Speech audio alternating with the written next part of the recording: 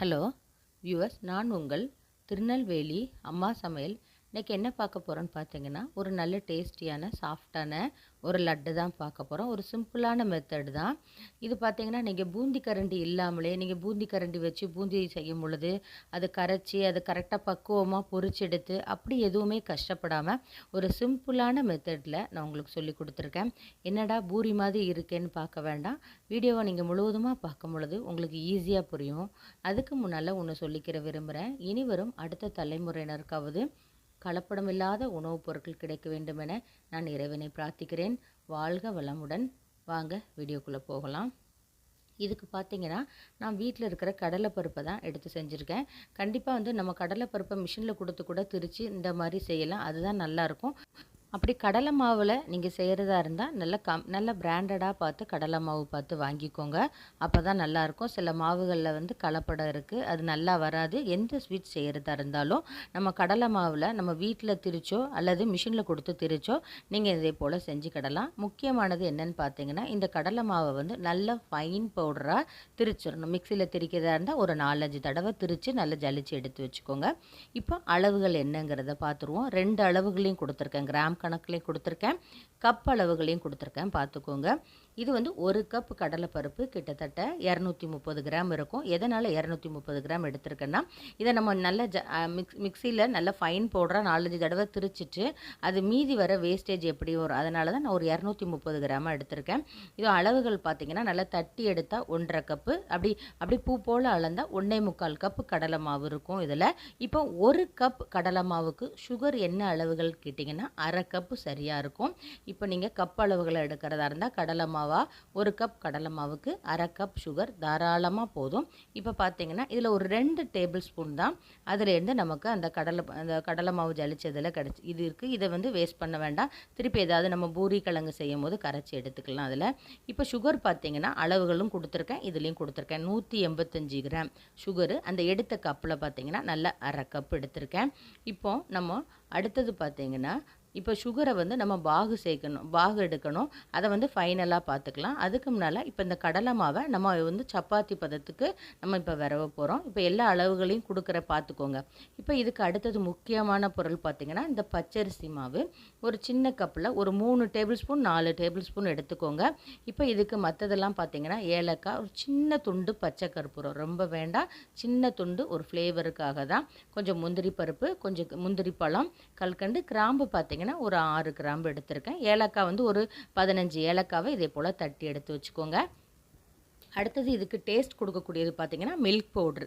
நான் சின்ன பாக்கெட்டில் 2 பாக்கெட் எடுத்திருக்கேன். அதாவது 30 கிராம் இருக்கும். அதுவும் அளவுகள் கொடுக்குறேன், இந்த கப் அளவுகள் எல்லாமே பார்த்துக்கோங்க. இப்போ இந்த முந்திரி பருப்பையும் அந்த முந்திரி பழத்தையும் நல்ல நெய்யில் வறுத்து எடுத்து வச்சுக்கோங்க. இப்போ ப்ராசஸ் ஆரம்பிச்சிடலாம் லட்டு செய்கிறதுக்கு. இப்போ ஒரு பவுலில் என்ன பண்ணுங்கள், எடுத்து வச்சுருக்க அந்த கடலை மாவு, அதுக்கப்புறம் பார்த்திங்கன்னா மில்க் பவுடர், பச்சரிசி மாவை இப்போ சேர்க்க வேண்டாம், சொல்கிறேன் எப்போ சேர்க்கணுங்கிறத. இப்போ இந்த மில்க் பவுடரை சேர்த்துட்டு ஒரு பிஞ்ச் அளவு உப்பு சேர்த்துக்கிட்டால் போதும். ரொம்ப சேர்க்க வேண்டாம் உப்பு. ஒரு பிஞ்ச் அளவுக்கு ஒரு டேஸ்ட், அந்த கடலை மாவு ப்ளைனாக இருக்கும், அதனால தான் கொஞ்சமாக உப்பு சேர்த்துட்டு நல்லா கிளறி விட்டுட்டு, இங்கே தான் நீங்கள் முக்கியமாக கவனிக்க வேண்டியது என்னென்னா, தண்ணியை அளவாக பார்த்து ஊற்றுங்க. என்னென்னா தண்ணி கூடிட்டுனா ரொம்ப பிசுபிசுப்பு அதிகமாயிரும். நான் இந்த வீடியோ எடுக்கிறதுக்கு முன்னக்கூட்டி நான் இது ட்ரையல் பார்ப்பேன். எப்போவுமே நான் செஞ்சு பார்க்கும்போது ஒரு செஞ்சு பார்த்துட்டு தான் அதுக்கப்புறம் ஃபைனலாக வீடியோ எடுப்பேன். இப்போ பார்த்தீங்கன்னா, ஆல்ரெடி அந்த இதில் பார்த்தீங்கன்னா தண்ணி கரெக்டாக இருந்த மாதிரி இருந்தது. நல்ல பக்குவமாக நல்லா உருட்டதுக்கும் நல்லா வந்துச்சு. இது கொஞ்சம் தண்ணி கூடிட்டு, அதனால் தண்ணி சேர்க்கும் போது என்றைக்குமே கவனமாக தண்ணி சேர்த்துக்கோங்க. தெளித்து இந்த கடலை மாவையும் அந்த மில்க் பவுடரையும் சேர்த்து பிசைஞ்சு எடுத்துக்கோங்க. இப்போ பார்த்தீங்கன்னா, நெய் நான் ஒரு 5 டேபிள் ஸ்பூன் சேர்த்துருப்பேன். என்னென்னா அப்போ தான் உங்களுக்கு நல்ல அந்த சப்பாத்தி மாவு பதத்துக்கு நல்லா உருட்ட முடியும். இப்போ பார்த்தீங்கன்னா, கொஞ்சம் நெகட்டிவாக இருக்கிறதுனால நான் கொஞ்சம் பச்சரிசி மாவு சேர்த்து நல்லா விரவி எடுத்துக்கிட்டேன். இப்படி விரவி எடுக்கும் பொழுது உங்களுக்கு என்ன ஆகணும், கொஞ்சம் நேரத்திலேயே இந்த மாவு இறுக ஆரம்பிச்சிரும். நீங்கள் எடுத்த பச்சரிசி மாவை அதை ஒவ்வொரு கடலை மாவை பொறுத்து இருக்குது தண்ணி ஏற்கிற பக்குவம்.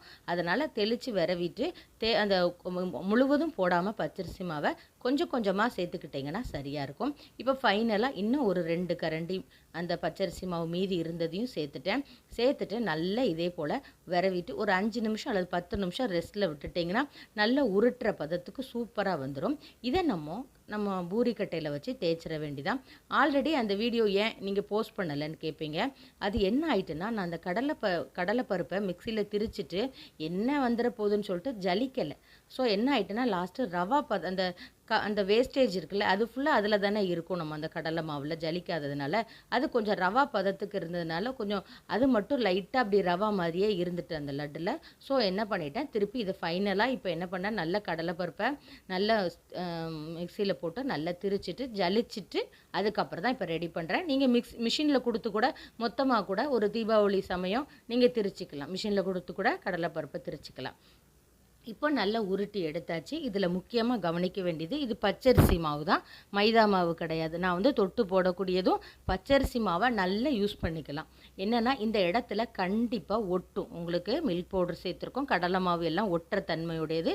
அதனால் பச்சரிசி மாவை நல்லா அடியில் நல்லா போட்டுட்டு அந்த மாவுலையும் முன்னையும் பின்னையும் நல்லா பெரட்டி எடுத்துக்கோங்க. அப்போ தான் உங்களுக்கு இதே போல் நல்லா வீசி நம்ம அந்த பூரி போட்ட மாதிரி போட முடியும். ஒரு சின்ன வட்டமாகவும் இல்லாமல் ஒரு பெரிய வட்டமாகவும் இல்லாமல் பொதுவாக ஒரு வட்டமாக எடுத்து இதே போல் கட் பண்ணி எடுத்து வச்சுக்கோங்க. என்னென்னா இது நம்ம கொஞ்சமாக எண்ணெயில் சேர்த்து பொரிக்க இதுதான் வாய்ப்பாக இருக்கும். இப்போ பார்த்தீங்கன்னா நீங்கள் நெய்யில் கூட தாராளமாக செய்யலாம்.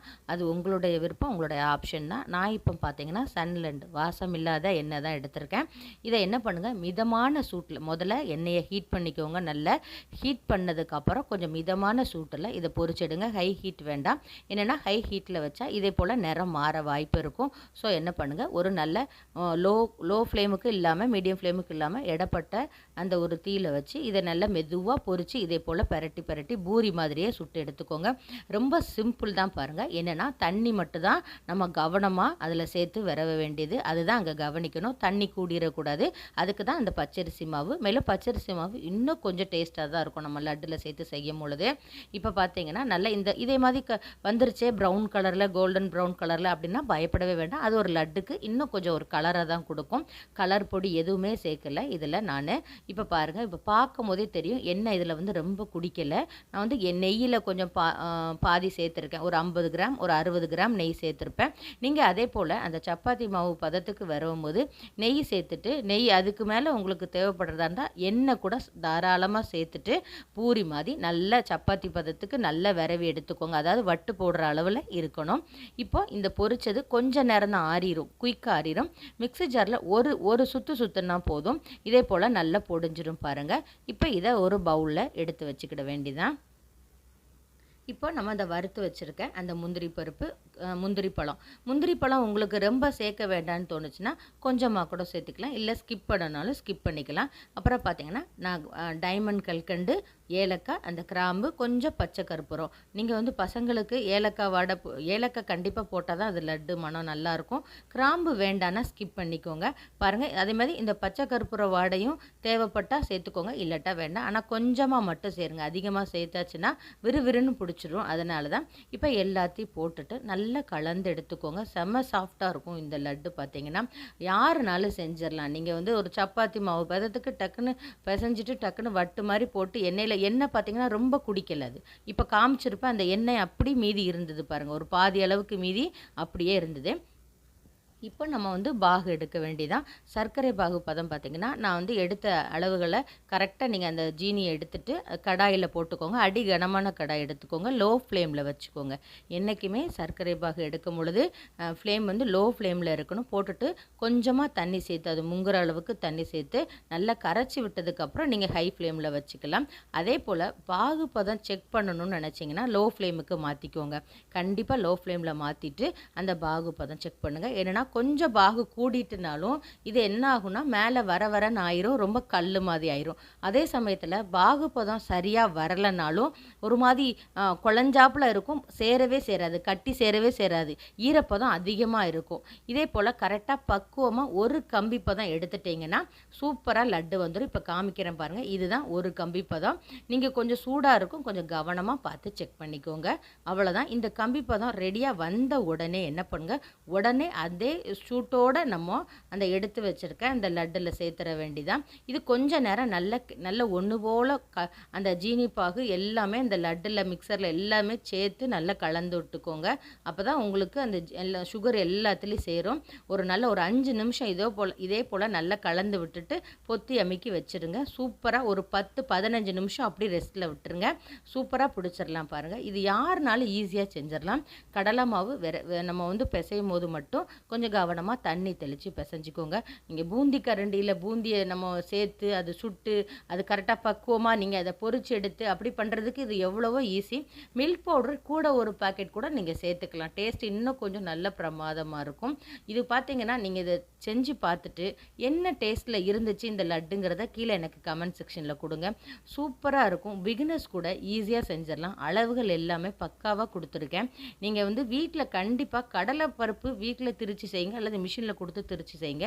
கடையில் வாங்குறதா இருந்தால் மட்டும் நல்ல கவனமாக நல்லா பிராண்டடாக பார்த்து கடலை மாவு வாங்குங்க. என்னென்னா அங்கே தான் நமக்கு பொருட்கள் எல்லாம் வம்பா போயிடும். நம்ம மற்ற எல்லாம் சேர்த்துட்டு அது சரியாக வரலன்னா நல்லா இருக்காது.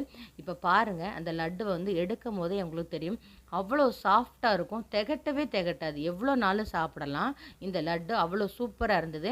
இப்போ இந்த மாவுக்கு பார்த்தீங்கன்னா ஒரு 17 லட்டு இருந்தது. தீபாவளிக்கெல்லாம் டக்குன்னு இதே போல் நீங்கள் செஞ்சு வச்சிடலாம். வெளியில் வச்சிங்கன்னா ஒரு 3 நாள் வரைக்கும் ஒன்றுமே செய்யாது.